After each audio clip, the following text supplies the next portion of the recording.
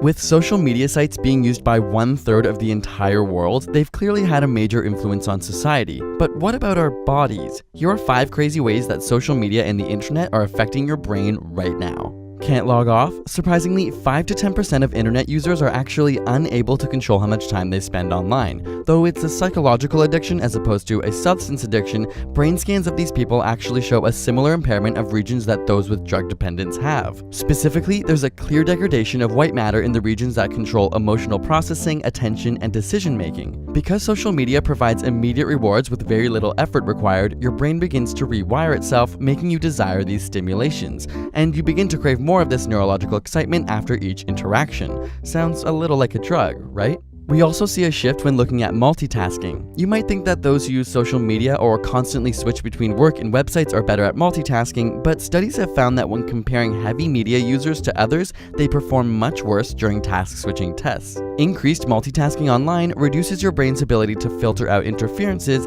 and can even make it harder for your brain to commit information to memory. Like when your phone buzzes in the middle of productive work. Or wait, did it even buzz? Phantom vibration syndrome is a relatively new psychological phenomenon where you think you felt your phone go off, but it didn't. In one study, 89% of test subjects said they experienced this at least once every 2 weeks.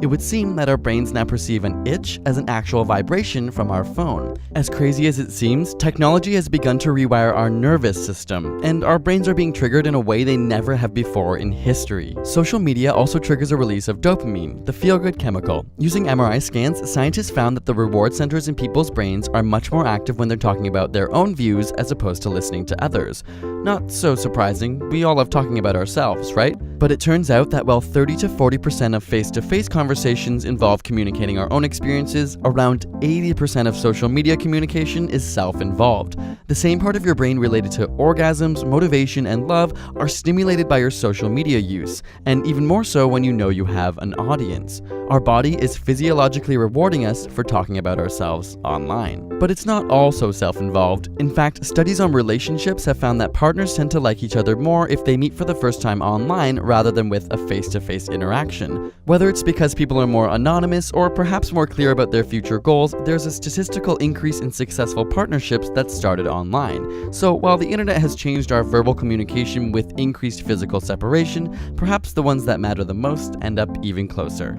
Speaking of social media, we had you ask us questions on Twitter, Instagram, Facebook, Tumblr, Google+, and every other social platform we could find, and did a Q&A video over on ASAP Thought. So if you feel like getting some insider info on ASAP Science and behind the scenes, check it out with the link in the description.